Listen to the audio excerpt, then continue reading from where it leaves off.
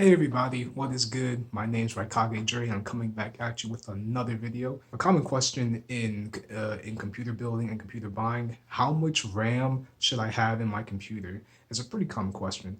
So what does RAM stand for? For those who don't know, RAM stands for Random Access Memory, and in layman's terms, it's essentially the short-term storage for applications and files on your system. So when you open, let's say Firefox or Chrome, there's stack storage in your hard drive or SSD drive, but it uses RAM to quickly save information such as tabs or cookies or other information so that it can access quickly to save you time on your tasks. Now, so should you have, is more RAM better for everything? Should you just go out and buy 120 gigabytes of DDR4 4000 RAM? Well, not necessarily, because unused RAM is exactly that. It's unused, and you're sort of wasting money without getting the performance. So what is the correct amount of RAM for your situation? We're going to find out later in this video.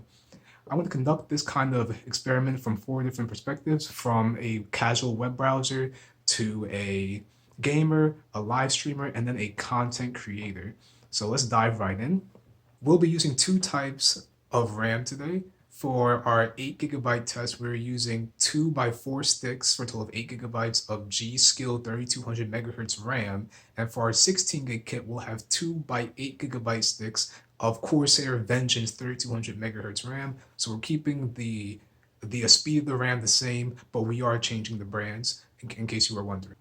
First, for web browsing, if you have 8 GB or 16 GB of RAM, you should be set. Firefox, Chrome, common web browsers, they don't eat up that much RAM. Windows and other operating systems don't eat up that much RAM as well. So you have 8 or 16, you should be just fine doing casual web browsing on YouTube or Facebook, Twitter, etc., etc.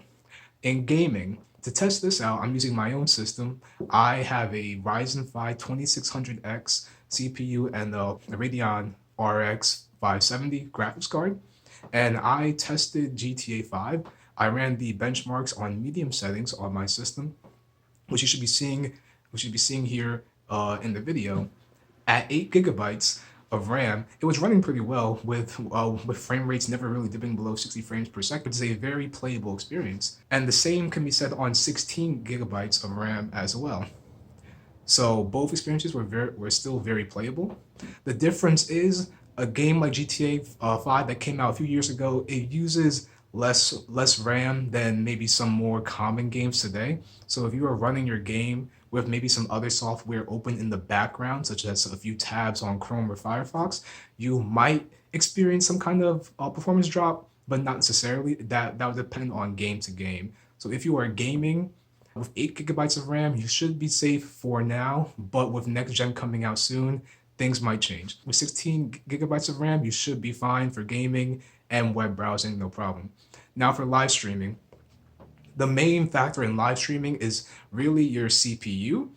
Since my CPU has 6 cores, 12 threads, that helps a lot in terms of live streaming, but I still want to test out the difference to see if adding more RAM would improve my performance. So for that, I live streamed benchmark tests for GTA 5, and then I measured how many, how if there were any dropped frames, and what was the minimum, maximum, and average bit rate per second we were receiving for the game.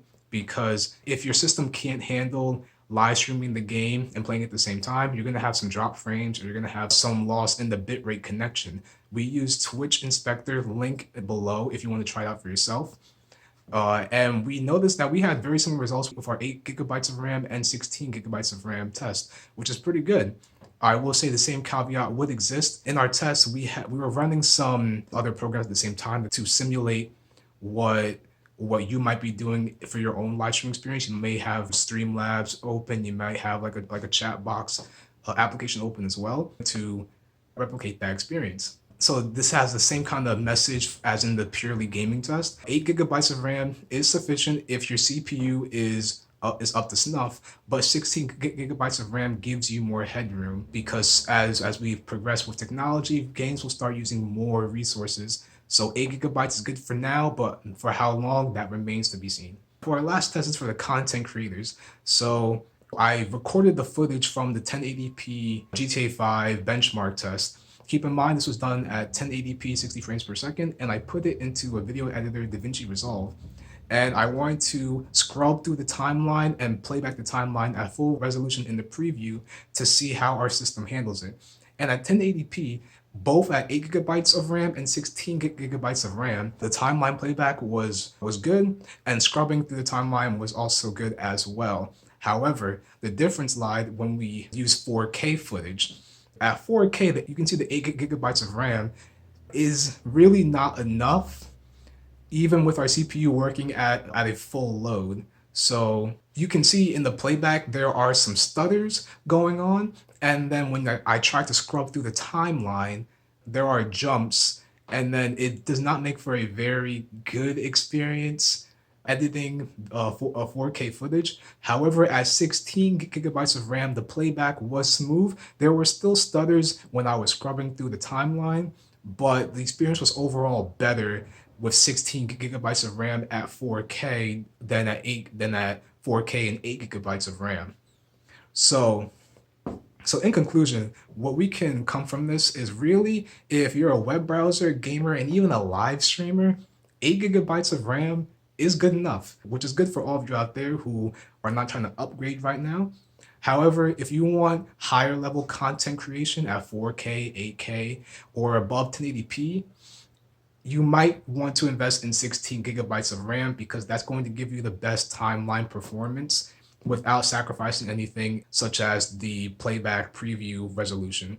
So for all my 8 gigabytes gamers and live streamers, you are good for now, and that would depend on the game, but investing in 16 gigabytes of RAM might be something you should consider in the future to have that extra headway and leeway in your gaming, live streaming, content creation experiences. If you dislike the video, give it a thumbs down. But if you like the video, give it a thumbs up, subscribe, and hit the bell notification icon so you can get notified whenever I post another video.